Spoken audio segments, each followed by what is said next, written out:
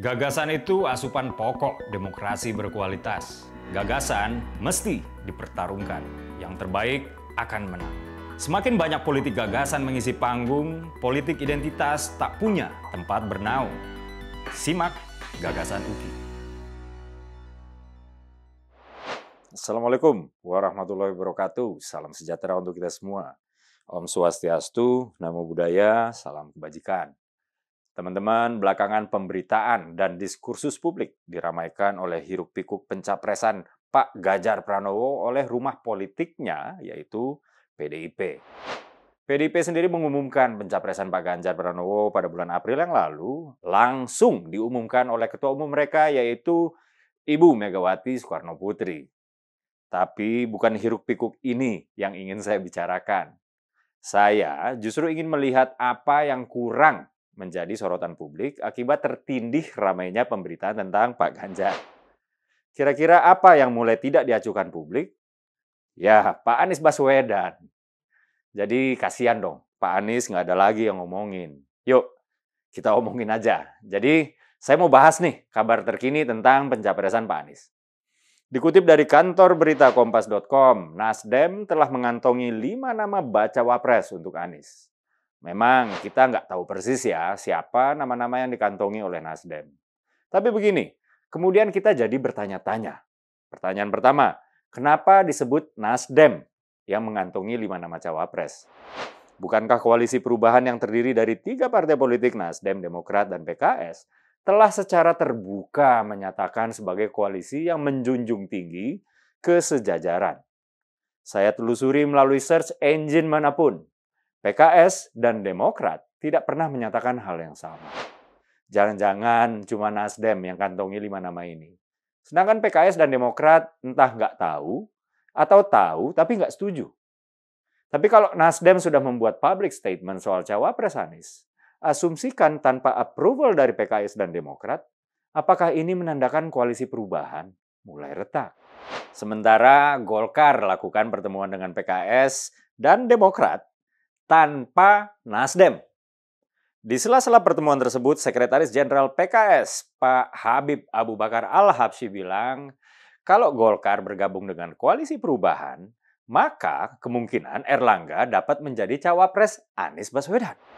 Perlu dicatat ya, pertemuan di mana Pak Abu Bakar Al-Habsyi ini mengeluarkan statement terjadi di Cikeas, di kediaman Pak SBY sendiri.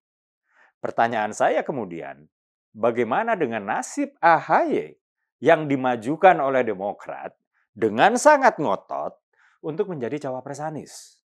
Apakah PKS sudah semuak itu dengan kengototan Demokrat memajukan AHY, sehingga even di Cikeas pun singgungnya tuh Erlangga sebagai cawapres potensial? Atau mungkin Demokrat sudah mulai mendapat hidayah bahwa AHY belum levelnya untuk menjadi cawapres. Ikut kontestasi politik di level provinsi aja kalah. Kalahnya pun juga di putaran pertama pula. Ketua Umum Partai Amanat Nasional Pak Zulkifli Hasan bahkan secara gamblang mengatakan bahwa koalisi perubahan itu sedang goyah. Katanya, capres ini udah kelihatan. Ada 3. Ada misalnya Anies diusung oleh Nasdem, PKS, Demokrat. Tapi lagi begini, kata Pak Zulhas. Jadi begini, saya merangkumnya. 1. Sejak awal koalisi ini hanya sepakat soal siapa capres mereka. 2. Partai Nasdem telah lama memakai Anies sebagai jurkam keliling mereka. Di berbagai kesempatan Anies meneriakan, Anies presidennya, Nasdem partainya. 3. PKS dan Demokrat menurut pemberitaan yang beredar belum pernah memakai Anies sebagai jurkam keliling mereka. Terkesan ada semacam kecemburuan oleh Demokrat karena potensi efek ekor jas Anies di Pileg kemungkinan hanya mengalir ke Nasdem. Makanya Demokrat mengambil jalan ninja, yaitu majukan AHY sebagai cawapres. Keempat, dalam beberapa kesempatan ketika Nasdem menyebut nama untuk menjadi bakal pendamping Anies, misalnya Ibu Khofifah ya, Demokrat adalah yang paling nggak terima dan paling nggak segan lah nyakar-nyakarin Nasdem. Kelima, sampai dengan April kemarin Demokrat masih juga ngotot nyodorin AHY sebagai cawapres Anies. Ngomong-ngomong asik juga ya jadi keluarga Yudhoyono. Ketua Majelis Tingginya Susilo Bambang Yudhoyono. Ketua Umumnya Agus Harimukti Yudhoyono. Wakil Ketua Umumnya salah satunya Ibas Yudhoyono. Ketua fraksi DPR RI-nya juga Ibas Yudhoyono. Tapi kan budaya Yudhoyonoisme ini belum tentu juga diterima partai lain. Bahkan sekalipun misalnya mereka sudah berkoalisi. Wajar aja Demokrat ini seperti nggak digubris oleh Nasdem dan PKS. Nah, yang keenam, ini yang terakhir nih ya. Kelihatan banget peta koalisi juga masih cair. Bukan hanya peta dukungan capres-cawapres saja ya. Karena parpol-parpol ini kan memperhitungkan dampak pencapresan dan pencawapresan tokoh ya dengan efek elektabilitas partai.